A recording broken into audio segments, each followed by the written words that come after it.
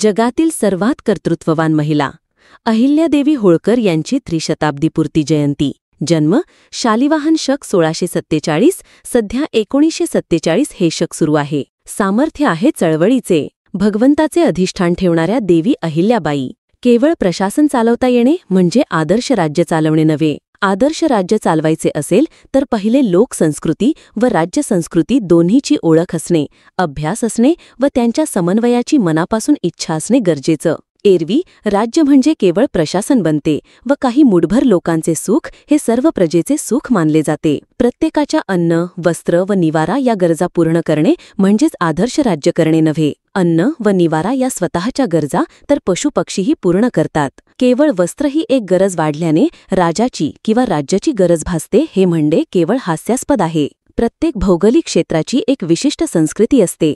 तिथल्या रहिवाशांनी तिचे आचरण करत तिला कालोपयोगी समृद्ध केलेले असते. या संस्कृतीचे रक्षण व संवर्धन हे राजाचे खरे कार्य असते, कारण ही संस्कृती म्हणजेच त्या राज्याचा पाठीचा कणा असतो. अन्न, वस्त्र, निवारा ही शरीराची बाह्य गरज तर संस्कृती म्हणजे जीवन पद्धती ही तिथल्या नागरिकांची आंतरिक आवश्यकता असते. राज्य चालवताना ज्या ज्या राज्यकर्त्यांनी सांस्कृतिक आधार ठेवला ते राज्यकर्ते अमर झालेत. केवळ अन्न, वस्त्र, निवारा या भोवती फिरणारे राजे इतिहासात गुडूप व नामशेष झालेत. अध्यात्म ही आपल्या भारताची मुख्य ओळख आहे. त्यामुळे अध्यात्माची ओळख होईल असे प्रतीक जपणे व संवर्धित करणे म्हणजे केवळ एक पिढीचा नव्हे तर तो पिढ्यानपिढ्यांच्या सुखाचा विचार ठरतो. विजयनगर साम्राज्य, शिवशासन काळ यांचा अभ्यास करू जाता तिथला राजा आपल्या भूमीशी एकरूप होता, आपल्या क्षेत्रातील लोकजीवनाशी म्हणजेच संस्कृतीशी एकरूप होता हे लक्षात येते. मध्य प्रदेशातील नर्मदेच्या उत्तर तटावरील होळकर संस्थांची राणी अहिल्याबाई होळकर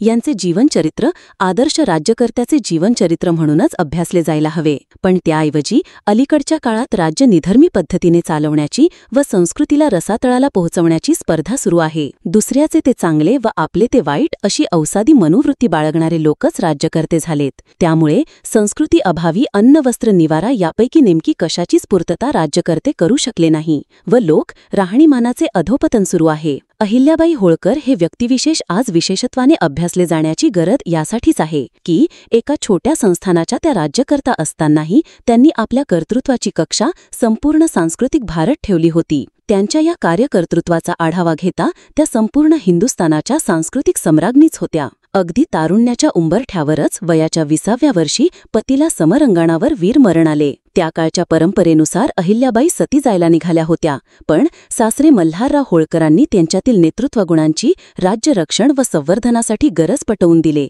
व त्या आपले दुःख हृदयातच गाडून राज्यकारभाराला लागल्या. एका संस्थानाची राणी असल्याने त्या स्वतःसाठी कितीतरी बडेजाई करू शकल्या असत्या, पण प्रचलित काळाशी सुसंगत विधवेचे अलिप्त जीवन जगत त्यांनी राज्यकारभार पाहिला. आजही आपण मध्य प्रदेशातील महेश्वर गावी गेलात व होळकरांचा किल्ला बघितलात तर तिथले मार्गदर्शक गाईड त्या राजवाड्यातील एक उपेक्षित लहान खोली दाखवतील. संपूर्ण हिंदुस्थानाच्या संस्कृतीचे संवर्धन करणारी ती राणी व्यक्तिगतरित्या अगदी 12 बाय 20 फुटांच्या खोलीत राहायची. तो काळ मुघली व निजामी आक्रमणाचा काळ होता. हिंदू अस्मितेची सर्वोच्च प्रतीकं पायदळी तुडवण्याची जणू अहमहमिकाच लागलेली होती. बाबराच्या काळात अयोध्येला भ्रष्ट केले गेले होते. औरंगजेबाच्या काळात मथुरा व काशीला भ्रष्ट केले गेले होते. अस्मिताविहीन जीवन म्हणजे कणाहीन मनुष्य. मग त्याला कितीही अन्न, वस्त्र, निवारा पुरवा, तो मान वर करून जगू शकत नाही. अहिल्याबाईंनी आपली वैचारिक मर्यादा केवळ होळकर संस्थानापुरती मर्यादित ठेवली नव्हती. त्यांना अखिल हिंदू समाजाची अस्मिता जागवायची होती. आपली ढासळत चाललेली संस्कृती वाचवल्याशिवाय पुढील पिढी विजिगीषू वृत्तीची बनणार नाही हे त्या महान धर्मप्रेमी राणीने जाणले. संस्थान लहान असल्याने व पेशव्यांसोबत समन्वयाची कमतरता असल्याने जे काही करायचे आहे ते आपल्यालाच करायचे आहे याची खुणगाठ मनाशी बांधून त्या उपलब्ध साधनांसह कार्यरत झाल्यात. संस्थान छोटे असल्याने सैन्यबळ मुघलांशी दीर्घकाळ लढू शकेल असे नव्हते. त्यात राज्याच्या रहिवाशांवर कुठलाही आर्थिक बोझा न देता त्यांना हे कामं करायचे होते. त्यामुळे त्यांनी देशभरात संस्कृती संवर्धनाचे जे अतिप्रचंड कार्य केले ते स्वतःच्या राजेशाही जीवन पद्धतीला त्यागून वाचवलेल्या खाजगी संपत्तीतूनच केले. ढासळती हिंदू संस्कृती ही मंदिरांचे दर्शन व नद्यांच्या पवित्र स्नानाने स्थिर होऊ शकेल हे त्यांनी जाणले व जागोजागी पवित्र मंदिरांचा जीर्णोद्धार व पवित्र नद्यांवर घाट बांधून लोकांनी तिथे जावे, वारंवार जावे हे आकर्षण निर्माण केले. यासाठी तिथे धर्मशाळाही बांधल्यात. औरंगजेबाने काशी विश्वनाथाचे मंदिर पोडल्यावर त्यानंतर कोणीही तिथे मंदिर पुन्हा उभारण्याचा सफल प्रयत्न करू शकले नव्हते. हे काम अहिल्याबाईंनी 111 वर्षानंतर करून दाखवले. एवढेच नव्हे तर मंदिराचा गौरव व आकर्षण वाढवायला त्यांनी शिखराचा गुमटांना सोन्याने मढवले.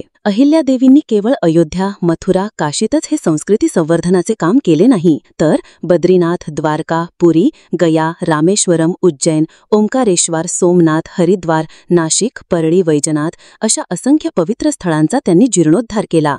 केवळ मंदिरं आणि पवित्र नद्या संवर्धित करून त्या थांबल्या नाहीत, तर तिथे भाविक पोहोचावे म्हणून त्या ठिकाणांना जोड रस्तेही बांधलेत. अगदी कलकत्त्यातील धाविक काशीला दर्शनाला पोहोचावा यासाठी त्यांनी रस्ता बांधला होता. एका छोट्या संस्थानाच्या राणीने अल्प संसाधनात उभे केलेले हे अजोड कार्य आहे. आज आम्ही केवळ 30 फूट गुणिले 50 फूट या जागेवर घर बांधू जाता तोंडाला फेस येतो. मात्र त्या काळी राज्य रक्षणासाठी हातात तलवार घेऊन घोडदौड करणाऱ्या, न्यायदानात व्यक्तिविशेषाची आसक्ती येऊ नये म्हणून हातात शिवलिंग घेऊन न्यायदान करणाऱ्या, राज्यातील प्रजा सुखी राहावी म्हणून औद्योगिकीकरणाला चालना देणाऱ्या, हे सर्वच कार्य आदर्शवत करणाऱ्या व या उपर आपल्या राज्याबाहेर भारताचे संस्कृती रक्षण व संवर्धन करणाऱ्या अहिल्याबाई आजच्या भाषेत किती मल्टीटास्किंग केले असेल. माणसाच्या मूलभूत गरजापूर्तीच्या पलीकडे माणसाचे मन स्थिर असेल, तो निर्भय स्थितीत असेल, तरच आपले सामुदायिक जीवन यशस्वी होते. त्यासाठी संस्कृती बळकट असणे गरजेचे आहे.